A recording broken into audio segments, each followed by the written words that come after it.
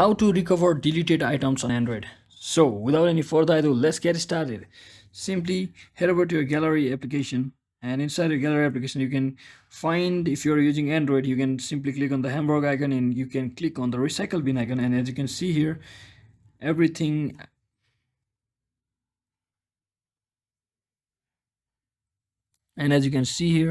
everything I have deleted in the past, it will be shown here, and you can also remember that it will be remain here for until and unless you delete it from here, it will remain here for only 30 days.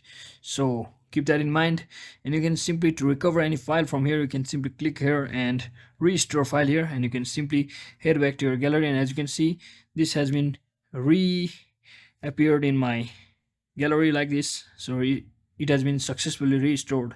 So that is it, guys. That's exactly how you can restore the recover deleted items on Android. So thanks for watching. Don't forget to like and subscribe to the channel. See you in the next one.